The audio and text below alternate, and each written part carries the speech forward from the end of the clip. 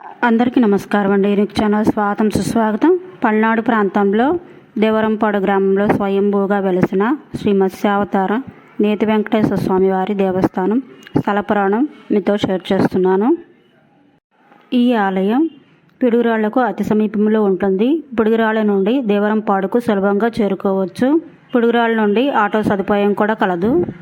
పల్నాడు జిల్లా రాజుపాలెం మండలం దేవరంపాడు కొండనందు వేంచేసి ఉన్న స్వామివారు శ్రీ మహావిష్ణువు దశావతారాలలో తొలి అవతారమైన మత్స్యావతారంతో స్వయంగా వెలసియుండుట ఇక్కడ విశేషము.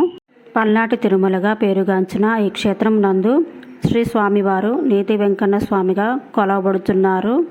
శ్రీ స్వామివారు పశు సంపదకు పాడి పంటలకు ఆరాధ్య దైవమై 4 తరాల వంశపారంపర్యములుగా ముడుంబై వంశీకులచే నిత్య కైంకర్యములు శ్రీవారికి జరుగుతున్నవి.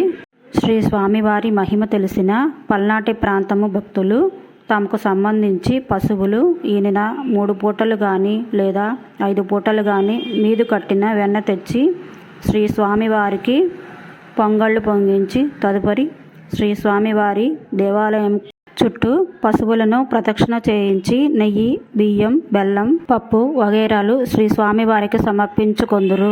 వేదములు రక్షించుటకు మరియు తాపసులను రక్షించుటకు మత్స్యావతారుడైన శ్రీ మహావిష్ణువే అలసి ఉన్నారని పురాణములు వక్కాణించుచున్నది.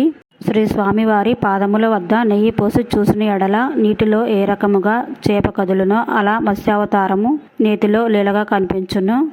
శ్రీ స్వామివారు ఎండకు ఎండుచు వానకు తడుచుచూ ఉండుట ఇక్కడ విశిష్టత. పాల్గొన మాసము నందు వచ్చు ప్రతి శనివారము మరియు ఉగాది పర్వదినము నందు ఈ క్షేత్రంలో తిరునాళ్లు జరుగును.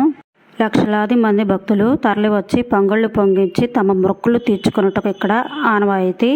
ప్రతి శనివారము ఈ దేవాలయంలో అన్న ప్రసాద వితరణ జరుగును. Thank you for watching.